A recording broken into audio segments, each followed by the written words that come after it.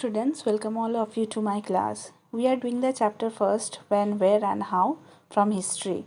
In previous class we have discussed about the importance of studying the past, prehistory and history, timeline, dates and chronology. In today's session we will discuss about the sources of history and geographical influence on the human development. So let's start our class with the first topic, and that is sources of history.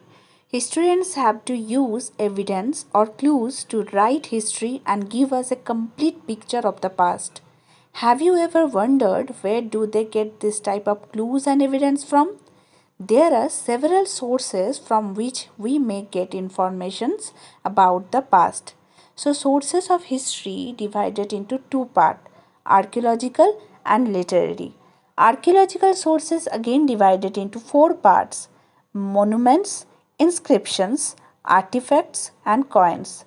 Literary sources again divided into two parts, religious literature and non-religious literature, or we can say the secular literature.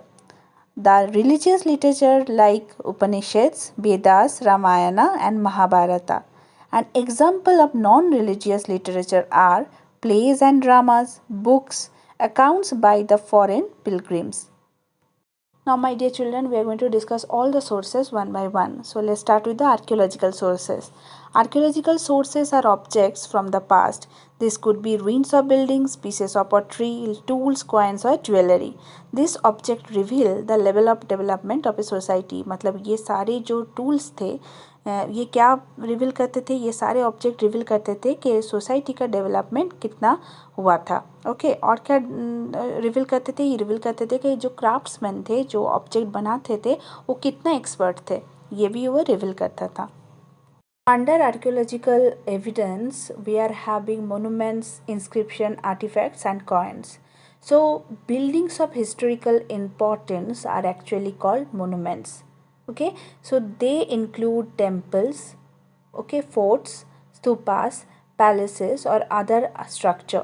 Okay, so any building of historical significance is considered to be a monument. So the question is, what are inscriptions?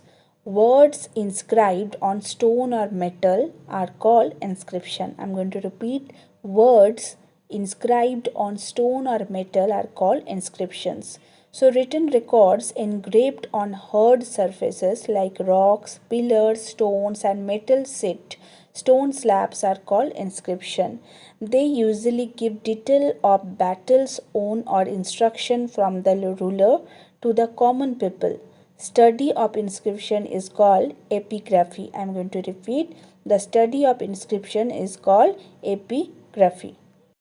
Our next topic is artifacts. The objects made and used by humans in the past are called artifacts.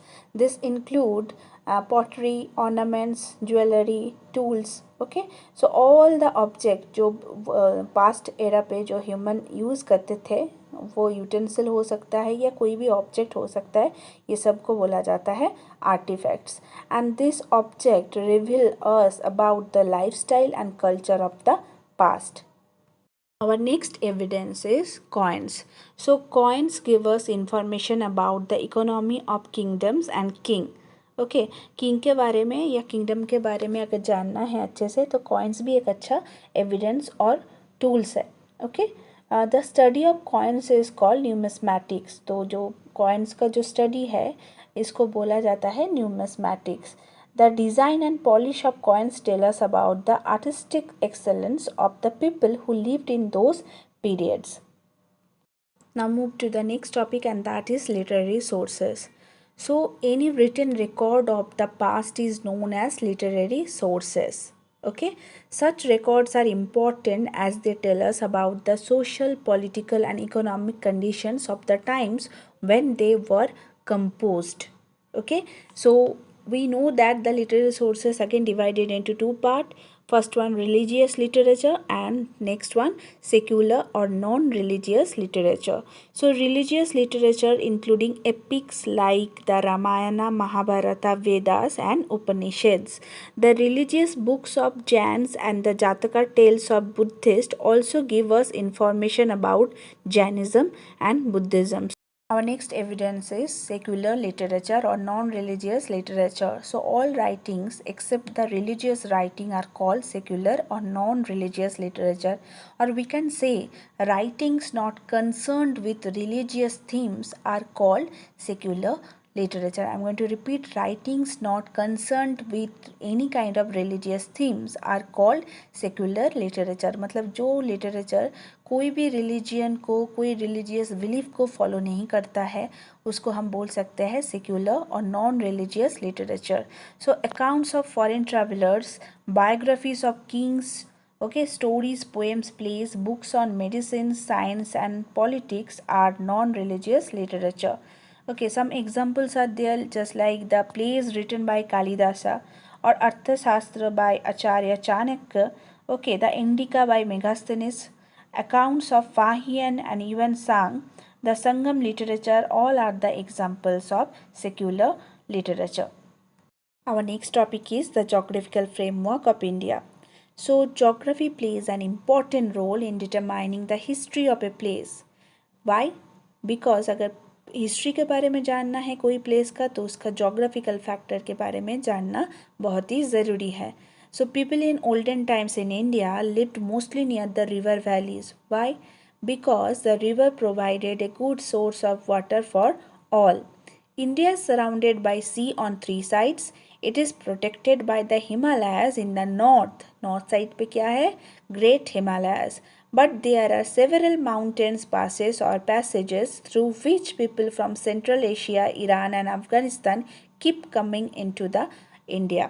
तो हिमालय तो obviously protect करता है कि बाहर से कोई इन्वेशन, foreign इन्वेशन ना हो, कोई अटैक या कोई भी ना आ सके.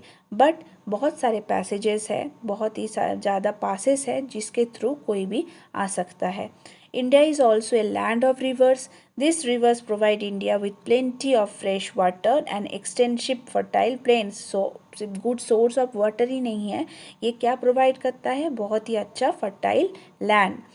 The first settlement and the earliest cities developed on the banks of this river were Indus, Ganga, Narmada. Okay, India has a long coastline, and since the time of Indus Valley civilization, it has established trade relation with other countries. Okay, we are going to discuss the last topic for today's class, and this one at the same time elsewhere and people who made the differences. Okay, so languages and scripts change over time, so the scholar try hard to decipher these scripts to know about the mystery of this long forgotten ancient script, जो बहुत ही hard script है. Okay, जिसका meaning किसी को समझ में नहीं आता, उसका जो प्रोसेस है निकालने का, ओके, जो मीनिंग निकालने का प्रोसेस है, वो उसको फाइंड आउट करने का जो प्रोसेस है, इसको बोलते हैं डेसिफॉर्मेंट.